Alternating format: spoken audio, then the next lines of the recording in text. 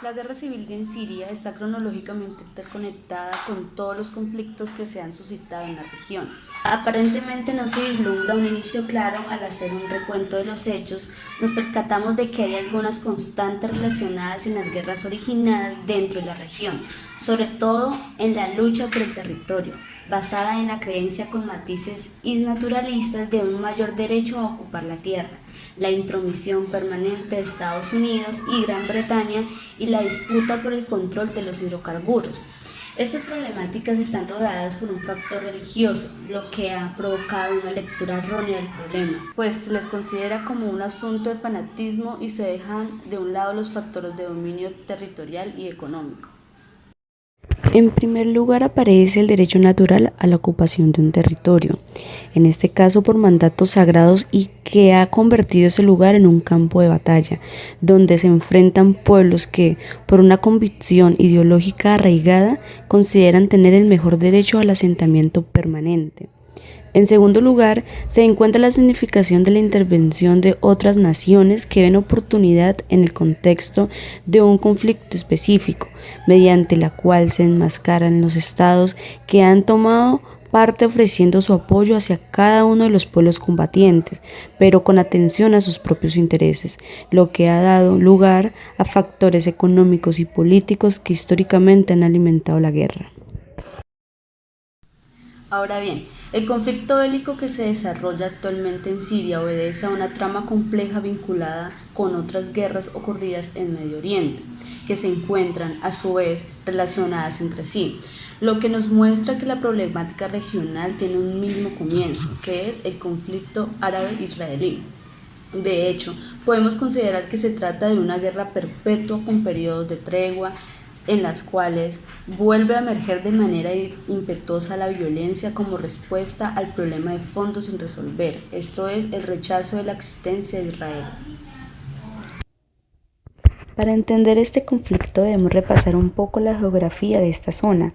Por un lado encontramos a Siria, que por cierto y desde siempre ha sido un punto de contacto entre Oriente y Occidente, dando a Asia salida al Mediterráneo, y es aquí, en esta península, donde nacen las principales religiones monoteístas: judaísmo, cristianismo e islamismo.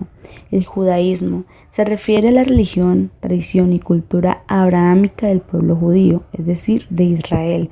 Históricamente es la más antigua de las tres religiones monoteístas. El cristianismo es la religión abrahámica monoteísta basada en la vida y enseñanzas de Jesús de Nazaret. Esta es la religión más extensa del mundo. Y el Islam, que se refiere a la religión monoteísta practicada por los musulmanes. Su Dios es Alá, su profeta Mahoma y el Corán es su libro sagrado. El Islam es el último que llega y acoge a las dos anteriores. Y es aquí donde radica el problema de la ocupación de la tierra. Por otro lado, esta grande zona tiene un tercio de la reserva de petróleo y también de gas natural del mundo, y para sacarlo y transportarlo a Europa hay que rodear toda la península y salir por el canal de Suez. Pero hay otra manera más fácil, la línea recta, es decir, por Siria, y es justamente por su posición geoestratégica y riqueza sin límites conocido lo que las grandes y medianas potencias zonales y las más importantes dominadoras del mundo actual del momento, Estados Unidos, Gran Bretaña, Rusia, no dejan de intervenir directa o indirectamente sobre ellas. Para delimitar el conflicto de manera contemporánea es preciso observarlo a través de dos momentos. El primero refiere a la distribución del territorio palestino y el segundo comprende la fundación de Israel. En cuanto a la primera situación, nos remitimos al 29 de noviembre de 1947, fecha de aprobación de la Resolución 181 por la Asamblea General de la Organización de las Naciones Unidas ONU, en el cual se recomendaba la partición de Palestina en dos estados, uno judío y otro árabe.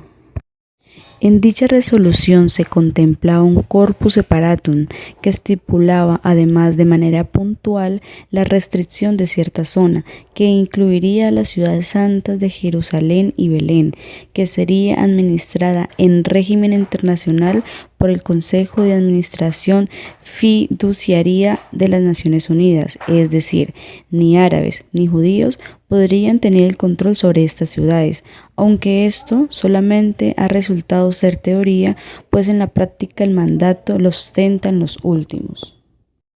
Ya antes, la Asamblea General había preparado el terreno, pues el 15 de mayo de 1947 había creado el Comité Especial de las Naciones Unidas para Palestina, a petición de la delegación de Gran Bretaña, donde 11 países integrantes de la comisión votaron por mayoría a favor de la creación de dos estados separados, uno árabe y otro judío, y es de esta forma que Palestina queda dividida.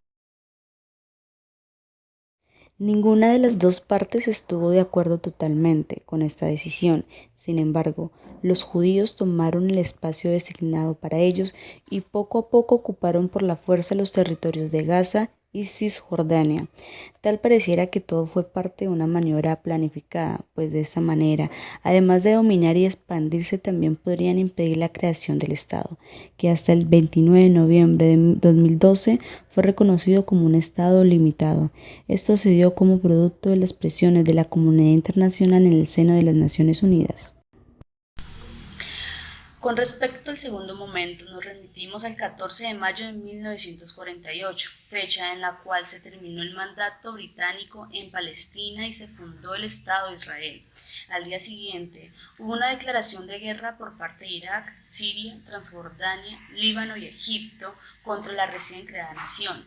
Fue así como tras la fundación del Estado judío comenzó el primero de varios conflictos armados, conocido como la Guerra de 1948, del que Israel salió triunfante.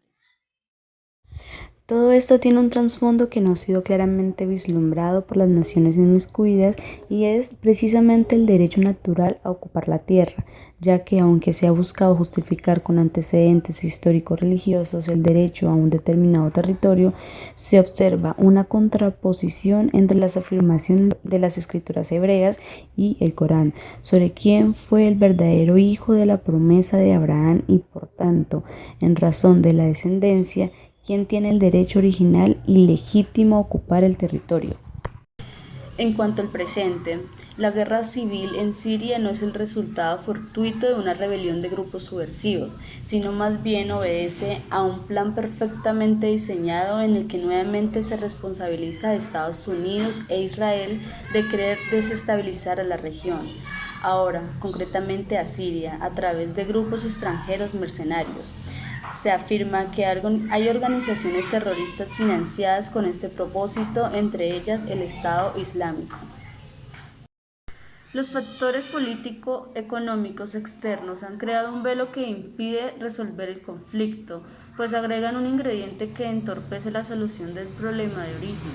Este podría solucionarse aplicando las leyes del derecho natural, pero el contexto internacional, derivado de la lucha por el control y el poder sobre el territorio del Medio Oriente, ha imposibilitado este resultado.